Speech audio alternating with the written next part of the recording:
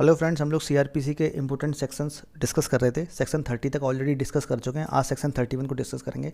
तो जिन लोगों ने अभी तक मेरे चैनल को सब्सक्राइब नहीं किया है वो चैनल को सब्सक्राइब कर लें और बेल आइकन को प्रेस कर लें, जिससे आने वाली वीडियोज़ की नोटिफिकेशन आपको मिलती रहेगी।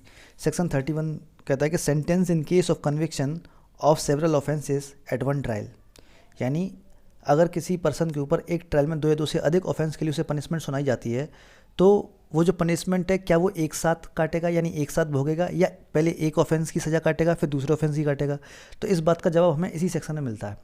तो इसमें बताया गया कि अगर सब सेक्शन 1 में लिखा गया है कि अगर कोर्ट निर्देश नहीं देता है, अगर कोर्ट कोई डायरेक्शन नहीं देता है, तो वो जो अपराधी है, वो जो पर्सन है, वो सारे ऑफेंसेस की सज़ा एक के बाद एक भोगेगा, यानी एक के बाद एक काटेगा। पहले एक ऑफेंस की सज़ा काटेगा फिर दूसरे ऑफेंस की सज़ा काटेगा। लेकिन अगर कोर्ट ने कोई डायरेक्शन दिया है, कोई निर्देश दिया है, तो वो जो अपराधी है वो सारे ऑफेंसेस की सज़ा एक साथ काटेगा, यानी एक साथ भोगेगा। यही इसमें सबसेक्शन 1 में लिखा हुआ है।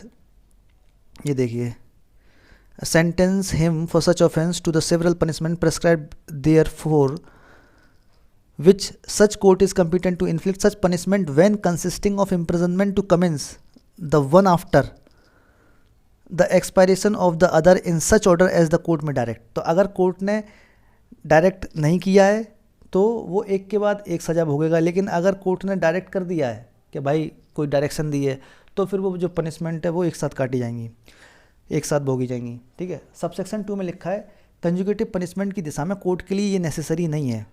In the case of consecutive sentence, it shall not be necessary for the court by reason only of the aggregate punishment of several offences being in excess। यानी कंजुगेटिव पनिशमेंट की दिशा में कोर्ट के लिए necessary नहीं है कि कई offence के लिए, मतलब काफ़ी सारे ऑफेंस के लिए जो एग्रीगेट पनिशमेंट की मात्रा है वो उस पनिशमेंट से ज़्यादा है जो कोर्ट सिंगल ऑफेंस में पनिशमेंट देने के लिए सक्षम है, तो कोर्ट उस अपराधी को हायर कोर्ट में ट्रायल के लिए भेजे। यानी ये नेसेसरी नहीं है कि जो एग्रीगेट पनिशमेंट है वो ज़्यादा है तो कोर्ट उसे ट्रायल के लिए हायर कोर्ट में भेजे, ऐसा कोई ज़रूरी नहीं है। इसको एक एग्जांपल के जरिए समझते हैं। जैसे कोई एक पर्सन ए है, इसने एक ऐसा ऑफेंस किया जिसमें सज़ा 5 साल है, एक दूसरा ऑफेंस किया जिसमें सज़ा मान लो 3 साल है या 4 साल, कुछ भी मान लो। तो अब ये एग्रीगेट पनिशमेंट कितनी बन गई? 8 साल बन गई। और जो इन दोनों ऑफेंस का ट्रायल चल रहा है सीजेएम कोर्ट में, अब एक ही ट्रायल में 2 ऑफेंस की सज़ा बता दी गई, एक में 5 साल है, एक में 3 साल है, और एग्रीगेट पनिशमेंट बना 8 साल का। तो यहाँ पे चूंकि सीजेएम कोर्ट मैक्सिमम 7 साल की सज़ा दे सकता है, ठीक है, एज़ पर सीआरपीसी 7 साल से ज़्यादा की सज़ा सीजेएम साहब नहीं दे सकते, लेकिन एग्रीगेट पनिशमेंट हो रहा है 8 साल का। तो यहाँ पे ये नेसेसरी नहीं है, चूँकि एग्रीगेट पनिशमेंट 8 साल का है तो सीजेएम कोर्ट इस पर्सन को ट्रायल के लिए अपने से हायर कोर्ट में भेजे। ये ज़रूरी नहीं है, इस पर्सन का ट्रायल इसी सीजेएम कोर्ट में चलेगा। ठीक, यही बात बोली जा रही है इस सबसेक्शन 2 में। लेकिन इसमें प्रोविजन जोड़ा हुआ है कि किसी प्रोविजन नंबर ए में लिखा हुआ है कि किसी भी दशा में जो सज़ा है वो 14 साल से अधिक नहीं होगी।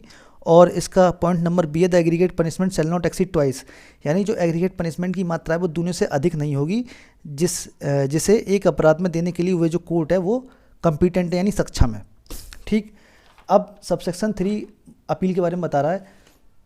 मतलब अगर किसी अपराधी को इस सेक्शन के अंदर एग्रीगेट पनिशमेंट दिया गया है, मतलब सेक्शन 31 में अगर किसी अपराधी को एग्रीगेट पनिशमेंट दिया गया है और वो जो कन्विक्टेड पर्सन है वो अपील करता है, तो वो जो एग्रीगेट पनिशमेंट है वो सिंगल सेंटेंस समझा जाएगा। ठीक है, तो ये सबसेक्शन 3 में था। तो फ्रेंड्स, इस वीडियो डिस्कशन में बस इतना ही है। आगे की वीडियो में हम लोग अरेस्ट को डिस्कस करेंगे, सेक्शन 41 से आगे चलेंगे।